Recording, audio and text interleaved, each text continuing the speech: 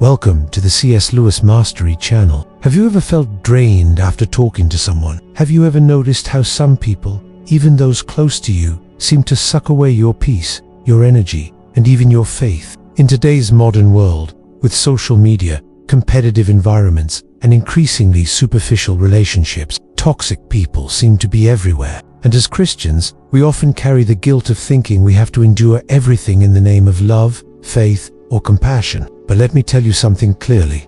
Loving does not mean allowing yourself to be destroyed. Jesus loved until the end, but he also walked away when necessary. And today, based on biblical principles and reflections inspired by the works of C.S. Lewis, we're going to learn 13 deep and practical Christian ways to deal with toxic people without losing your faith or your sanity. If this message is already speaking to your heart, comment now. I choose to protect my peace. Like the video, share it, and subscribe to the channel.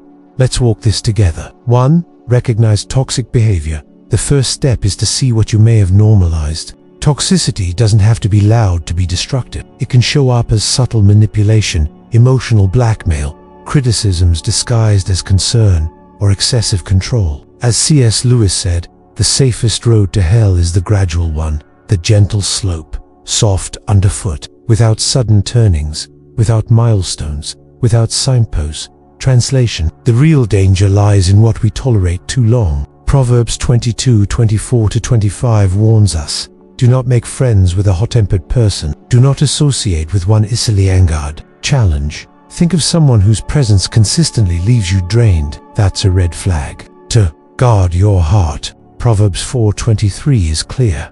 Above all else, guard your heart, for everything you do flows from it. Guarding your heart doesn't mean shutting yourself off from the world. It means protecting your inner peace. In the age of social media, guarding your heart might mean unfollowing accounts that make you feel inferior. At work, it could mean avoiding gossip. At home, it could mean learning to say no with firmness and love. Comment: I choose to guard my heart in God. 3. Set healthy boundaries. Jesus is the ultimate example of balance. He healed multitudes, but he also withdrew to pray. He loved, but he was never manipulated. John 2:24. But Jesus would not entrust himself to them, for he knew all people. C.S. Lewis said, love, to be real, must contain truth. Otherwise, it becomes slavery. Setting boundaries is saying, I love you, but I also love myself. And God called me to life, not emotional imprisonment. 4. Patience is not acceptance of abuse. Ephesians 4:2 calls us to humility and gentleness. But don't confuse patience with passivity. As C.S. Lewis wrote in The Problem of Pain, God whispers to us in our pleasures, speaks in our conscience, but shouts in our pains. Sometimes pain is God's megaphone saying, enough. 5. Don't take the bait. Toxic people love to create confusion. A critique here, a provocation there, just to get a reaction. James 1:19. Everyone should be quick to listen, slow to speak, and slow to become angry. Jesus, when confronted by the Pharisees, often chose silence. Not every provocation deserves a response. Practice the pause. Let the Holy Spirit speak before your flesh does. 6. Respond with grace and truth. John 1:14 says Jesus came full of grace and truth. Just being nice is not enough. We must also be honest. C.S. Lewis said, truth without love is cruelty. Love without truth is deception. In a toxic relationship, speak up. Say how you feel, with respect, but with firmness. 7. Limit your exposure. Sometimes you can't cut someone out completely. They may be a coworker, relative, or church member. You can't disappear, but you can set limits. Preserve your energy. Proverbs 13:20. Walk with the wise and become wise, for a companion of fools suffers harm. Manage your energy. You're responsible for who you let close. 8. Surround yourself with encouragement. You can't win battles alone. Strengthen your connections with people who uplift you. Join church groups, find a prayer partner, and seek spiritual advice. Ecclesiastes 4:9-10. 2 are better than 1. If either of them falls, one can help the other up. 9. Pray for them.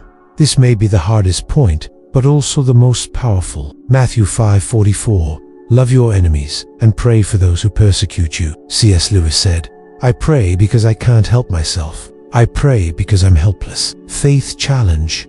Say a prayer today for the person who hurt you the most. 10. Forgive, but keep boundaries. Ephesians 4:32. Be kind and compassionate, forgiving each other. But forgiving doesn't mean forgetting boundaries. C.S. Lewis wrote, "To be a Christian means to forgive the inexcusable, because God has forgiven the inexcusable in you." Forgiveness lifts the burden from your back, not the responsibility from theirs. 11. Release the need for approval. You don't need to be accepted by everyone. You need to be accepted by God. Galatians 1:10. Am I now trying to win the approval of human beings or of God? Toxic people often feed off your need for validation. When you're free from that, they lose their power. 12. Know when to walk away. Some relationships must end, and that's okay. Matthew 10:14. If anyone will not welcome you, shake the dust off your feet. C.S. Lewis said, there are only two kinds of people: those who say to God, "Thy will be done," and those to whom God says, "Very well." Then, have it your way. If a relationship is destroying your soul, pray for strength and move on in peace. 13. Trust God's justice. Romans 12:19. Do not take revenge, but leave room for God's wrath. C.S. Lewis reminds us, our eternal destiny is not in the hands of others, but in the hands of God. You don't need to expose, retaliate, or prove anything. Let God be your defender. He sees, He knows, and He will act in justice. You are not called to endure emotional abuse in the name of faith. Jesus called you to freedom, and that includes emotional freedom. Love, forgive, but also protect yourself. You are a temple of the Holy Spirit. You weren't made to be imprisoned in pain. If this video spoke to your heart, comment now. My peace is sacred. Share it with someone who needs to hear this. Subscribe and hit the notification bell. Every week, we bring messages that heal, set free, and strengthen your faith. God bless you. And remember, protecting your peace is also an act of worship. See you in the next video.